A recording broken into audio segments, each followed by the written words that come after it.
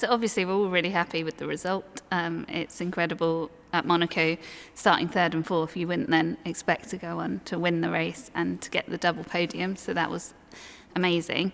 I think whenever we reflect on a race, like as a strategist, we're always thinking about all the things we could have done better. So there's still a whole list of things that we could have done better, but I don't think we could have got a better result. So yeah, that's amazing, and it's a great achievement for the whole team.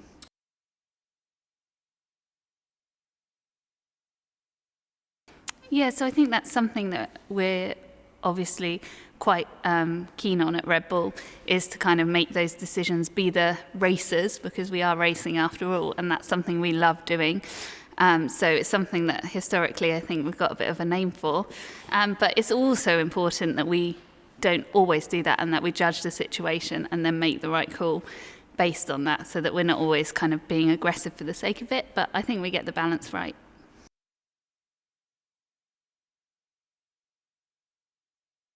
Yeah, so I think it's incredibly exciting. You almost do sit on the edge of your seat when you've made a decision. Particularly in Monaco, it wasn't that clear how much ahead of the Ferraris we would come out of the pits. So you make that split-second decision, but then you've got maybe 20 seconds, which sounds like hardly any time to us right now. But in a race, sitting there waiting to see if your decision's paid off, that can feel like a lifetime.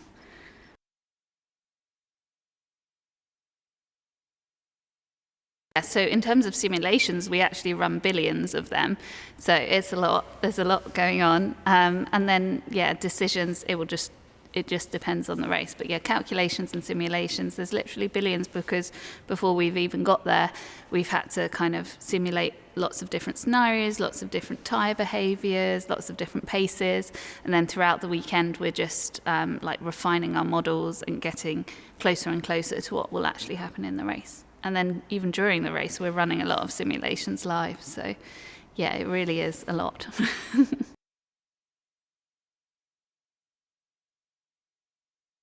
So here in the operations room, we have quite a lot of the strategy department will be supporting then the one person that's sitting on the pit wall at the race. And we do. So we have, everyone has quite defined roles. We know what we're looking at. So in the operations room, there'll be one person looking at each driver specifically, and they'll know everything about that driver all the time, where they're going to come out. So they're completely just focused on those drivers. And then we also have someone looking, a lot of students are in helping us, listening to all the radio, and we have someone coordinating that and all the video footage and passing on any information to us that's relevant. And then on the pit wall, we're kind of getting that, all the information about the drivers, and we're looking at that big picture. So how can I win the race based on all this information?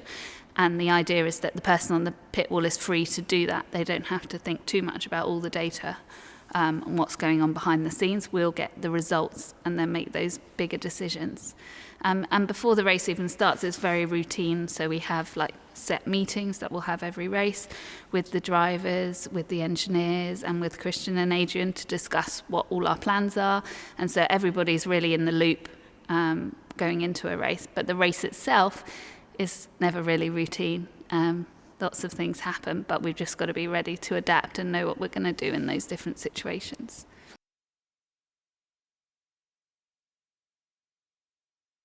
Most definitely. It means we've got access to so much information, and we also have kind of so much more people power. So yeah, we can be listening to every team's radio, we can be watching every team's onboard, we can be looking at all the numbers in detail and have that all passed on to the pit wall in seconds. It's like being in the same room. There's no delays.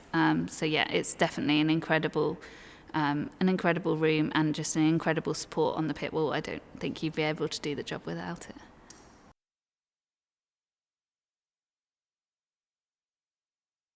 Yeah, so the race engineers obviously work really closely with their individual drivers. They understand them and how to give them the information they need. As strategists, we also then brief them. So we have briefings throughout the weekend, the main ones being the pre-qualifying and the pre-race, where basically we find it's good for it to be more like a discussion. So we'll say, this is our plans, and we'll ask for people's opinions on things and make sure people are involved and know the reasoning behind things we're going to do, because we find it really useful to be able to work as a team and get the most points as a team. So that involves the drivers working together and being on board with all the plans. So that's something we talk about a lot.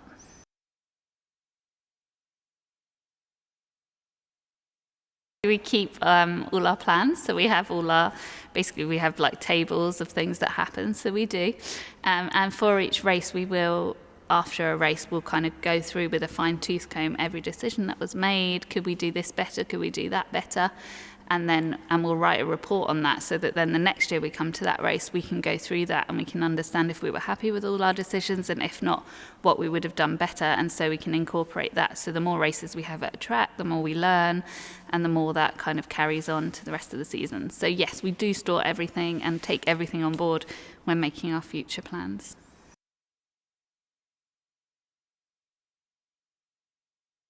Straight away, really. So Will and I kind of rotate the races that we do, which really helps. So while the other one is still writing up the race they've just done, the next one of us is already preparing the next race. And so that's why it works really well, because it kind of shares the workload well. So like I'm already thinking about Canada today, for example.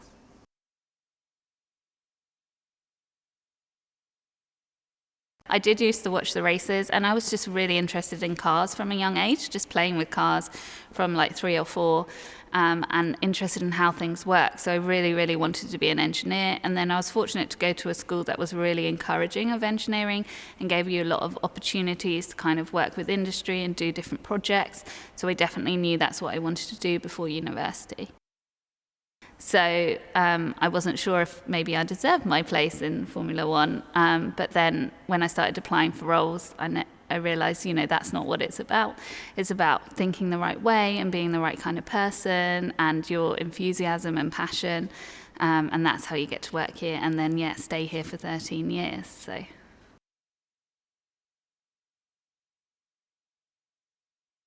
I think because it is quite a male-dominated environment, there's definitely challenges that come from that, which hopefully I've overcome everything now.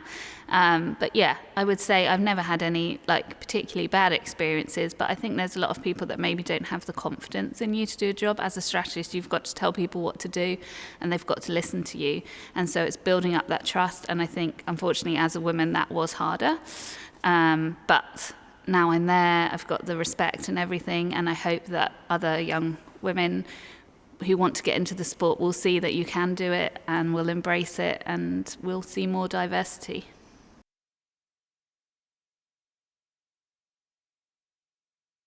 So I won't go into too much detail, because obviously we need to be top secret. But basically it's going to come down to the graining. So that's what we've been finding this year. There's a lot more graining on the tyres, and it's been quite inconsistent, so it's hard to maybe predict how much graining there's going to be. So really it's going to be all about the tyres, learning about them throughout the weekend so that we're prepared for the race.